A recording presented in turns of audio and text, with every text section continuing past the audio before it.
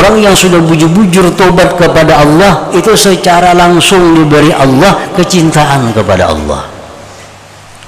Kita kada akan bisa dapat kecintaan kepada Allah kalau kada tobat.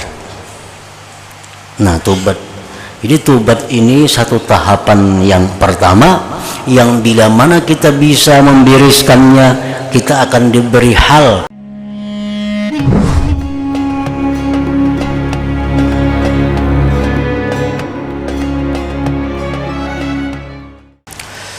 Para muhibbin rahimakumullah, fawaidut taubati ay hadhihi fawaidut taubah. Bermula ini adalah faidah tobat kepada Allah. I'lam waffaqani Allah wa iyyak anna taubata aslu kulli maqam wa miftahu kulli hal. Faman la taubata lahu la maqama lahu wa la hal.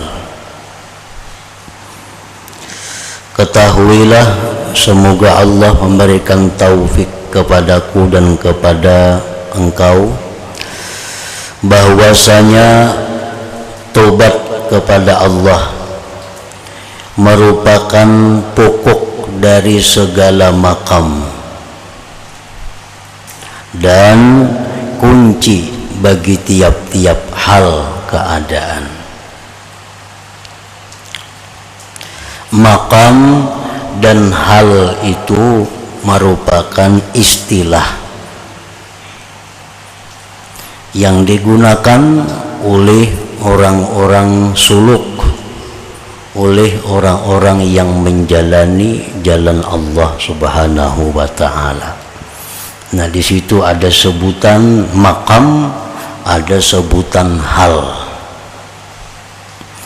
Makam itu artinya boleh diartikan tahapan-tahapan, sedangkan hal itu adalah merupakan hasil daripada tahapan-tahapan itu.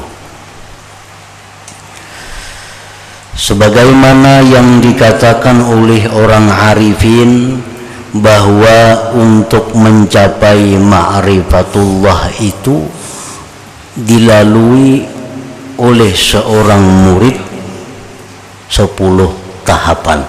Nah, 10 makam artinya, yang masing-masing makam itu, masing-masing tahapan itu memberikan buah, memberikan hasil kepada orang yang melalui tahapan itu. Nah, tahapan yang pertama yang mesti dilalui oleh orang yang hendak mengenal Allah adalah yang disebut dengan tahapan tobat. Orang yang hendak ma'rifat kepada Allah, orang yang hendak dekat kepada Allah, orang yang hendak bisa musyahadah kepada Allah, itu tahapan yang pertama yang mesti dilalui adalah tahapan tobat. Nah, jadi bila tobat ini kada lulus, kada akan bisa naik kepada tahapan-tahapan yang berikutnya. Jadi melalui tobat terlebih dahulu. Sedangkan hal tentu kada akan didapat kalau dia tidak lulus dalam satu tahapan itu. Jadi umpamanya kita ada maksud untuk menjadi orang yang ma'rifat kepada Allah, maka kita lalui dahulu pertama kali adalah membereskan tobat kita. Nah, tobat dari segala dosa-dosa besar, baik yang zahir atau yang batin. Kemudian diiringi dengan tobat dari dosa-dosa yang kecil, baik yang zahir ataupun yang batin. Nah, tahapan tobat ini pun bermacam-macam. Yang pertama dulu kita mesti tobat kepada Allah urusan sembahyang.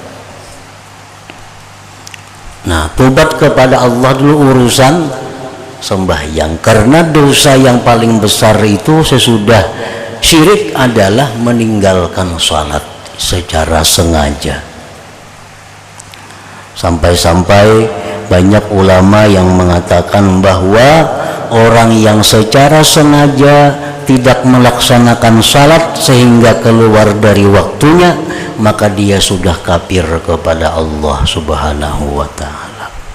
Nah, jadi tahapan yang pertama dalam tobat ini adalah membiriskan sembahyang dulu. Nah, membiriskan sembahyang ini macam apa? Artinya bahwa kita menyesali dahulu-dahulu itu banyak kada sembahyang. Dahulu-dahulu itu banyak mengeluarkan sembahyang dari waktunya. Nah, itu kita sesali. Kemudian kita berhenti dari demikian itu dan bercita-cita kada mau ulang lagi. Dan selanjutnya kita membayar hutang-hutang qadaan kita dalam sembahyang yang kita tinggalkan itu. Nah, ini tahapan tobat yang pertama.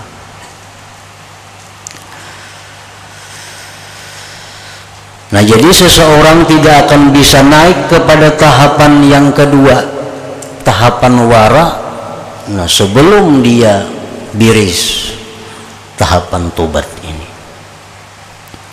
Nah, tobat daripada dosa-dosa besar, baik yang zahir, baik yang batin. Dosa besar yang berkaitan dengan Allah, dosa besar yang berkaitan dengan Allah dan manusia.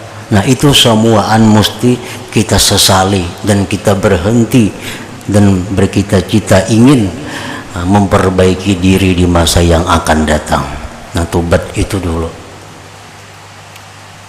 Bila kita kada kawa tobat ini, kada kawa naik ke kelas wara.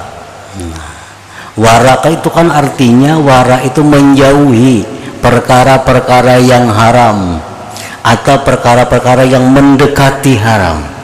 Nah, itu wara. Sedangkan sekarang kita masih banyak lagi yang haram-haram di tubuh kita. Usaha kita masih ada bercampur dengan riba, pekerjaan kita masih kadang-kadang suka menipu orang.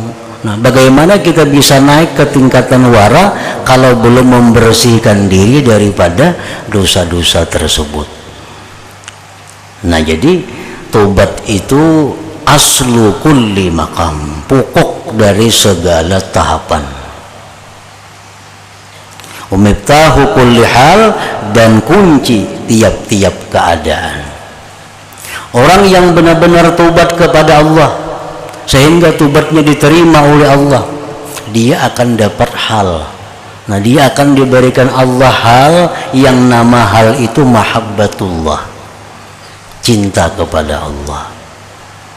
Jadi orang yang sudah bujur-bujur tobat kepada Allah itu secara langsung diberi Allah kecintaan kepada Allah. Kita kada akan bisa dapat kecintaan kepada Allah kalau kada tobat. Nah, tobat. Jadi tobat ini satu tahapan yang pertama yang bila mana kita bisa membiriskannya, kita akan diberi hal, diberi satu keadaan yang disebut dengan mahabbatullah, kecintaan kepada Allah Subhanahu wa ta'ala.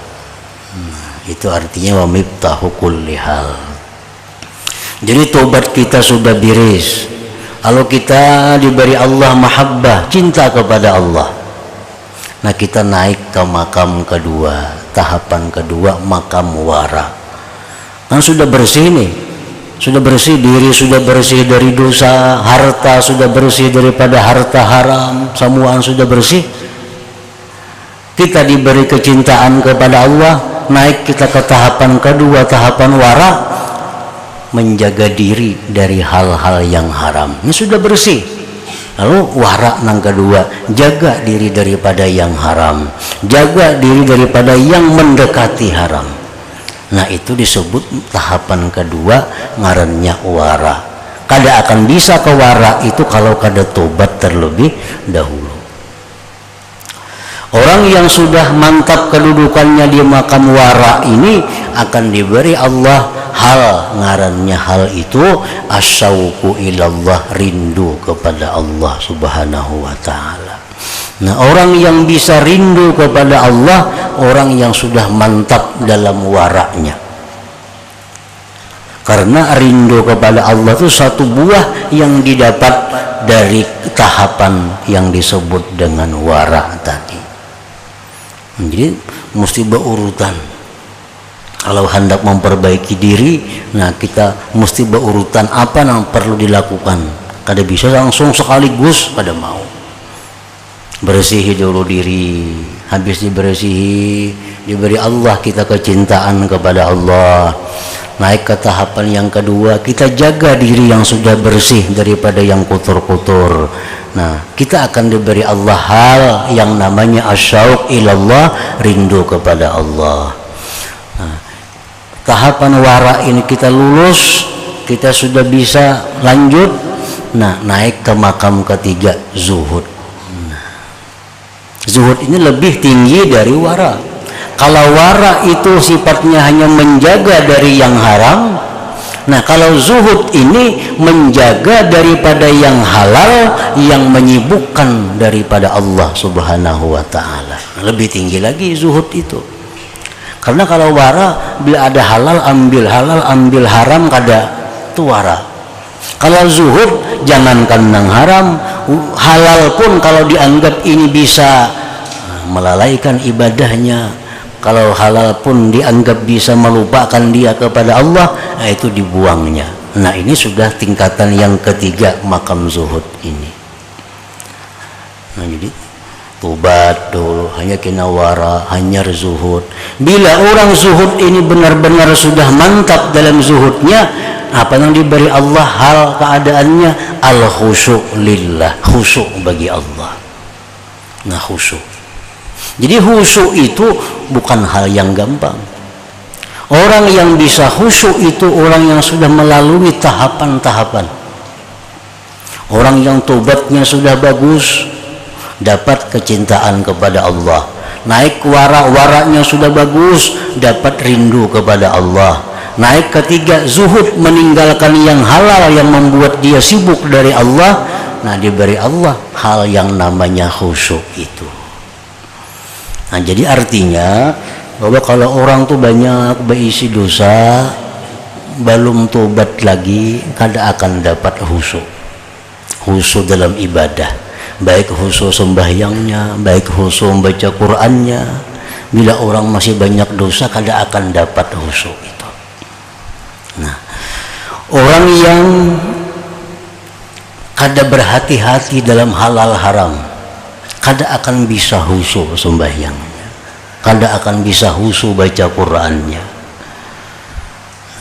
Orang yang sudah zuhud, nah, hanyar diberi Allah khusyuk itu. Hanyar diberi Allah khusyuk dalam sembahyang, khusyuk dalam baca Qur'an, khusyuk dalam zikir-zikir lainnya. Jadi kedudukan khusyuk itu tinggi. Sudah iritan yang nomor 3, tahapan yang nomor 3. Paman la taubata lahu la maqama lahu wa la hal. Orang yang tidak tobat, kada akan ada tahapan. Orang yang kada tobat, tahapan apa yang dilaluinya, kada ada tahapan. Dan bila kada ada tahapan tuh wala hal, tidak ada hal baginya. Nah, jadi artinya orang yang kada tobat itu dia kada akan cinta kepada Allah, apalagi rindu kepada Allah, apalagi khusyuk terhadap Allah. Kalau dia masih banyak mempunyai dosa yang belum tobat daripadanya.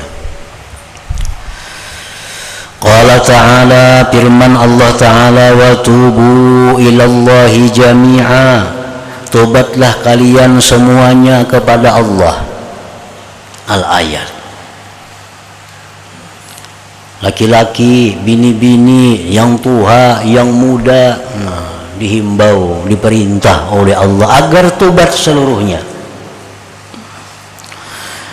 Wa tubu ilallahi taubatan nasuha, dan tobatlah kalian kepada Allah taubatan nasuha, tobat nasuha. Qala qala al-Wasiti, berkata Imam Wasiti, wan nasuh hiya an la yabqa ala sahibiha asarul maksiyat la sirra wala jahra. Tobat nasuha itu bahwa tidak ada tinggal atas dia bekas maksiat, baik yang tersembunyi maupun yang terang-terangan. Jadi tobat nasuha ini adalah puncaknya tobat. Puncaknya tobat. Orang apabila sudah bisa tobat dari seluruh dosa, dia sudah tobat dari seluruh dosa zahir dan batin, baru disebut tobat nasuha.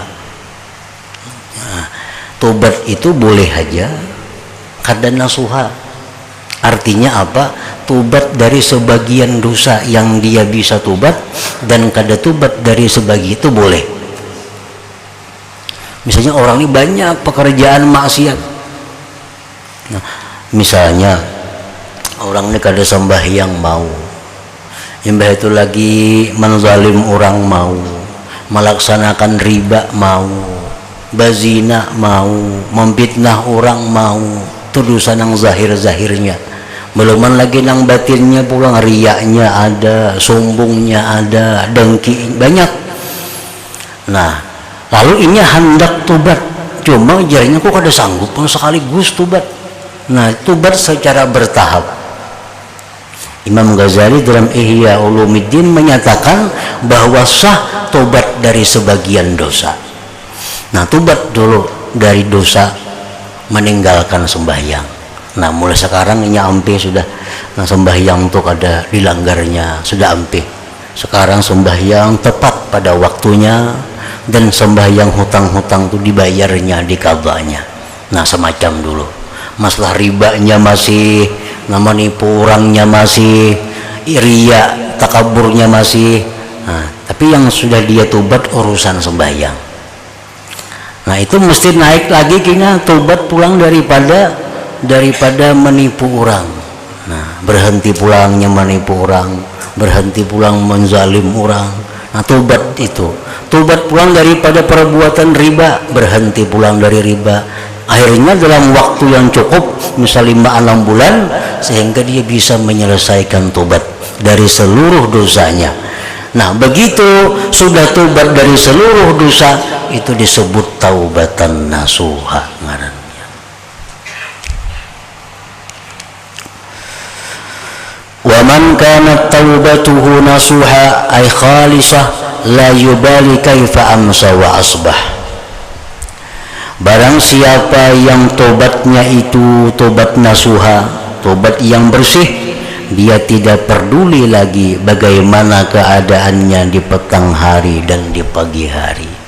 Maksudnya orang yang sudah bujur-bujur tobat nasuha itu, pikirannya orang ini kadada lagi bergantung hidupnya dengan dunia. Kadada lagi hidupnya itu bergantung dengan dunia ini. Kan itu salah satu di antara beberapa tanda tobat nasuha yang diterima Allah. Satu tandanya menjauhi kawan-kawan yang jahat. Nah, ini orang yang tobat nasuha tandanya diterima Allah, dia jauhi semua kawan-kawannya yang jahat. Yang kedua, dia hanya bergaul kepada orang-orang yang salih, yang takwa kepada Allah. Nah, yang ketiga, dia tidak lagi menggantungkan hidupnya kepada dunia ini. Dia hanya bergantung kepada Allah Subhanahu wa ta'ala. Itu tanda-tanda tobat nasuha yang diterima.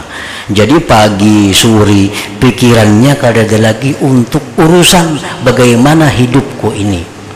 Karena dia sudah merasa bahwa dia itu bergantung kepada Allah Subhanahu wa ta'ala. Wa qala alaihi salatu wassalam, dan bersabda Rasulullah sallallahu alaihi wasallam, at-taibu minaz zambi kaman la dzambalah. Orang yang tobat dari dosa sebagaimana orang yang tidak ada dosa baginya. Bersih, dihapus sama sekali, kada ada bakasnya.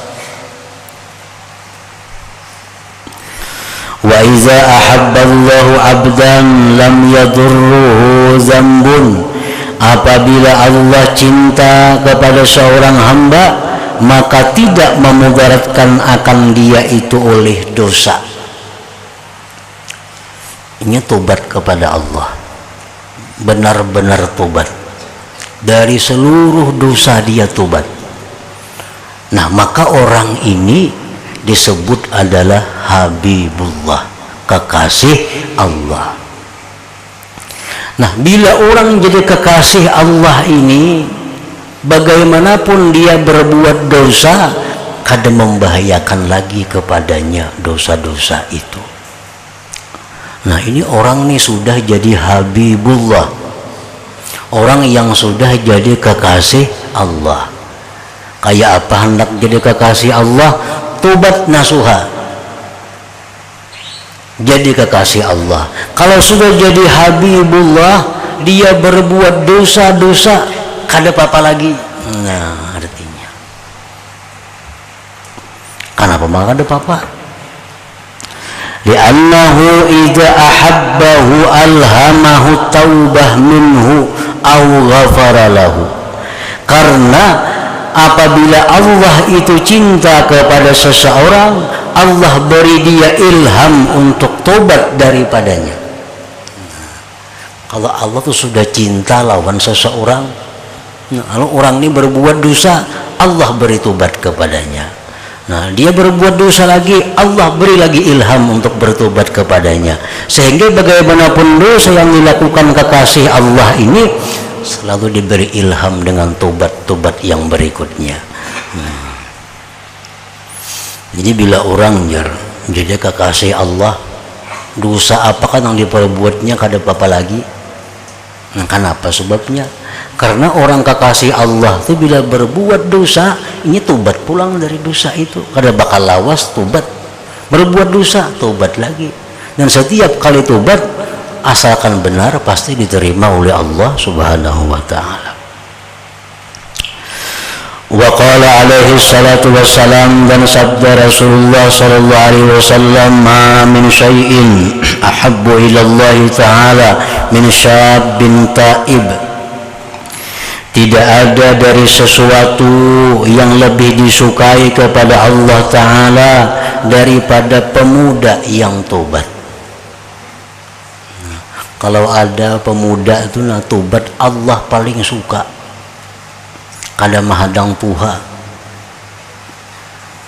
Ini tobat mahadang Tuha.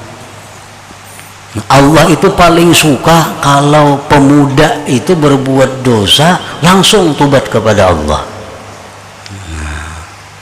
Dan yang disebut muda itu kan semalam ada dua pendapat ulama. Ada yang mengatakan mulai umur 17 sampai 51, ada yang mengatakan umur 16 sampai 32. Itu orang muda.